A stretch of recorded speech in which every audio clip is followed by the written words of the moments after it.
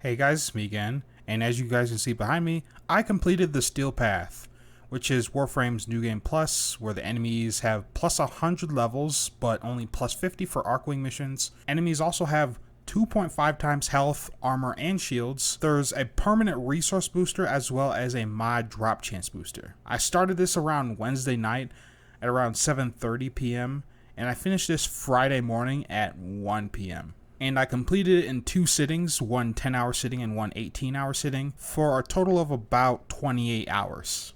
I did every node except for Eidolons and Mutus Alad V, which don't count, but I did do Jordas Golem and the Zealoid Prelate, both of which also don't count towards completion. There are no new rewards other than cosmetics from Teshin's shop, and Riven Slivers which can drop from Eximus units. And of course, mastery for doing the harder junctions. So with all that out of the way, a lot of you guys asked me questions, so I decided to put together an AMA so I can answer your questions in this video. I'll try to get the questions that I can answer the quickest out of the way first, and the longer ones will be later in the video.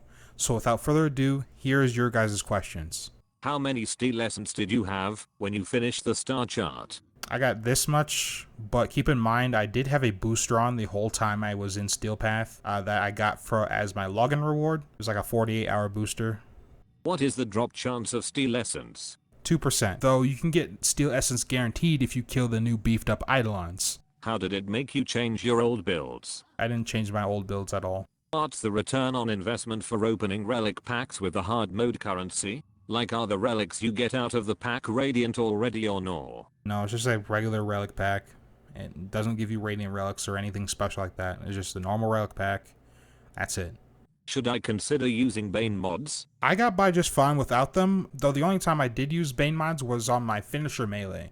Is it actually fun? Not really, but I didn't hate it either. Hard mode is worth enough to reinstall Warframe? Not unless you care about challenge in Warframe, no. How much do you regret it?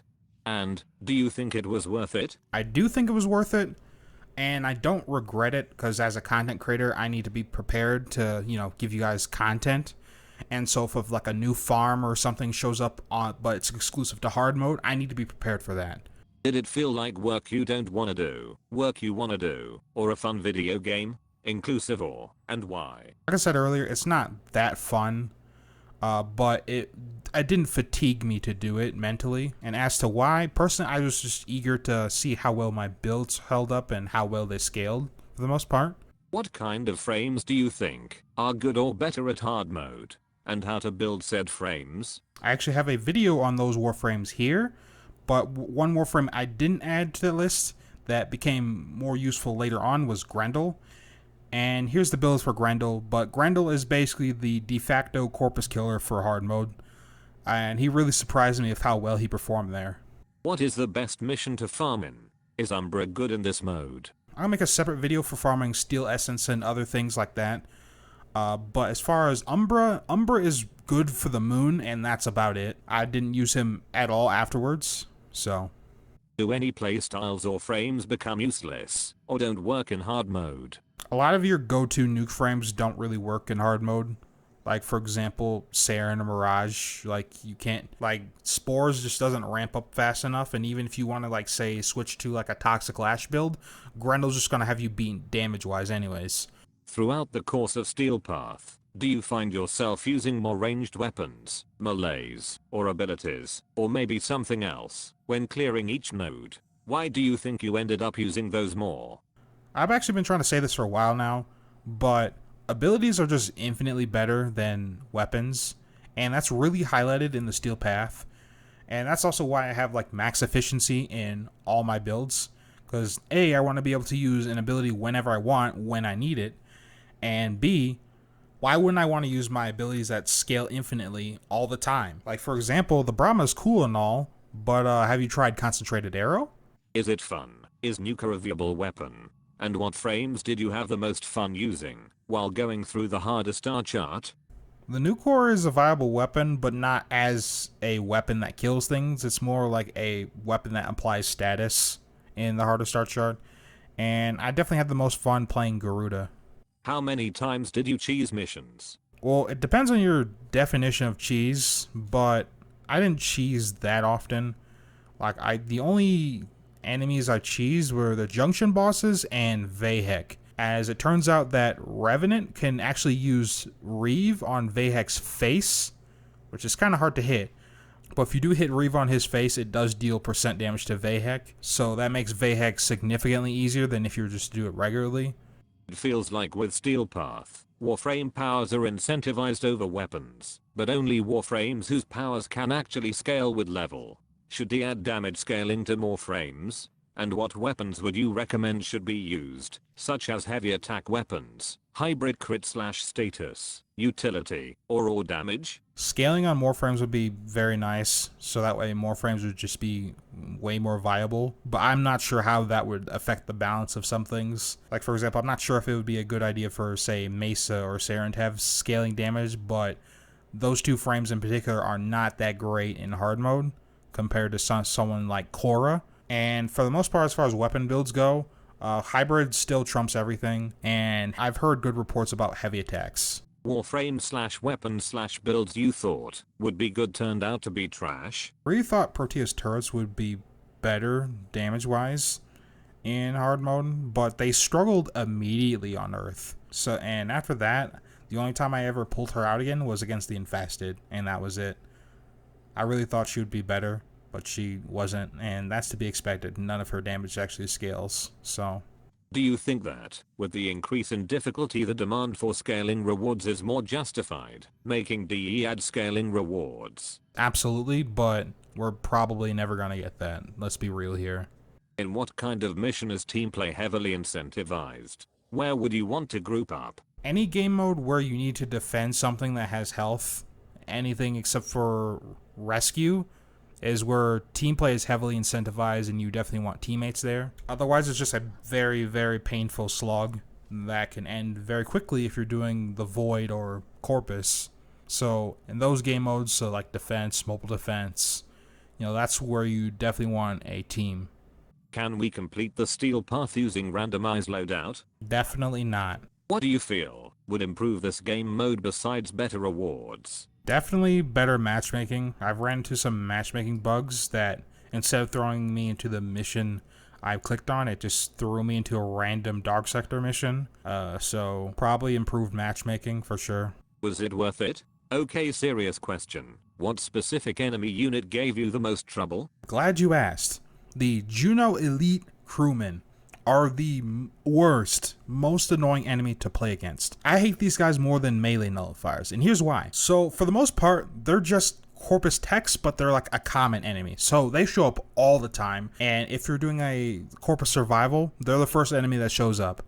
Always. But not only that, they have an improved Supra, not a regular Supra, an improved Supra. And what that means is, not only do their bullets have like a faster bullet velocity, but they also deal AoE damage. So not only do they have the insanely high sustained damage that the Supra has from the Corpus tech, but they're also shooting nuclear bombs out of their Supra at an insanely high rate. And there's also a lot of them because they're a common enemy. And because it's an AoE ability, it completely ignores a lot of defensive abilities, like Garuda's Shield, for example. Even though Garuda's Shield can handle bombards just fine, it cannot handle the AoE of the Juno Elite Crewmen. I also forgot to mention that they have magnetic grenades, and they spam these out pretty often. And remember, these guys are a common enemy. It also completely ignores the immunity that you'd get from blocking with your melee weapon. So, fuck these enemies. DE needs to either take away their AoE damage, because that's stupid, or they need to give us that improved Supra, so I can use it against them and to give them a taste of their own medicine. But, yeah. Juno Elite Crewmen, worst enemy out of hard mode by far. Fuck these guys. What is a good way to complete Arcwing missions? Also, any advice on disruption missions? As far as Arcwing missions go, the Arcwing missions are a complete joke. Everything just dies in 2 hits from the Singus. And even the buffed up Jordis Golem, which he's plus 50 instead of plus 100 levels. If you take a Velocidus, he just dies in 12 seconds. So all the Arcwing missions are a joke. The tankiest enemy I even found was the Ogma on Uranus from the Arcwing Interception. But everything else just dies in 2 hits for the most part. And I wasn't even using corrosive on my Singus. I was just using a radiation cold Singus, exactly what I'd use on Railjack. And I have a ribbon for this thing, but it's a Bane reload ribbon. So it's not even like an insane ribbon or anything like that. And as far as disruption missions go, I just did what Shy did and used the backbreaker combo with dizzying rounds and a good hammer. How was the bosses? Like Ambulus? Do you think we can still use any weapons we like? As far as bosses go, they're about twice as tanky as their sortie counterparts. But even with that said, they're not really that bad. And Ambulus wasn't that bad. I thought he'd be a lot worse. Because like he has the chance to show up in the wild on Pluto on random dropships. But he didn't show up at all in the wild, so it's kind of weird. But I just used what I'd used in Sortie Ambulus, which is just a Mag and Alanka, and that worked fine. And as far as using weapons, any weapon you like, no, that's not happening here. Considering that hard mode highlights the issues Warframe has with the general gameplay it offers, what ideas do you have to improve the gameplay? Honestly, the easiest way to improve gameplay for Warframe is just to simplify the damage system. For example, I'm really in love with the Railjack damage system because like a lot of things for the most part are just personal preference rather than just how much damage it does, you know, because as long as it has like IPS for the most part, right, it's really good in Railjack. So I feel like if we got like a simplified damage system for the regular game, or even just port over Railjack's damage system over to Warframe, that would also be fine too. Which mission type was the hardest, and which one was the easiest? What strategies did you use for them, respectively? The easiest mission type was rescue, because all you have to do is open up the jail cell and then make a mad dash for extraction. It's actually easier than capture, because capture you need to like take down a pretty beefy capture target. And as far as the hardest mission type goes, it's probably either defense or mobile defense, specifically solo. Because if you're doing like defense on the remastered Corpus Tau set, there's gonna be a shitload of Juno Elite crewmen there, and they just shoot nuclear bombs out of their Supra. So good luck doing that solo without a shield, but even then it does AoE damage, so it doesn't really matter. Because again, those enemies just make frames like, say, Octavia kind of a questionable pick because their splash damage is just has such a large area that it will just hit you while you're invisible. But in the Void, I found mobile defense to be the trickiest. Mainly Tier 4 Void, because the terminal takes only 4 hits to take down, and it's only 2 if they get a good grenade throw in. And also, if Captain Vor shows up, sometimes his attacks will just go straight through your shielding sometimes, whatever shield you prefer to use. So for the mobile defense in the Void, I just used Grendel and just got rid of the enemies. So for defense and mobile defense, specifically solo, your CC needs to be perfect or you're just going to fail immediately. Alright, so that was your guys' questions. If you guys have any more questions, feel free to leave them in the comments. And me or my community will be sure to answer them for you.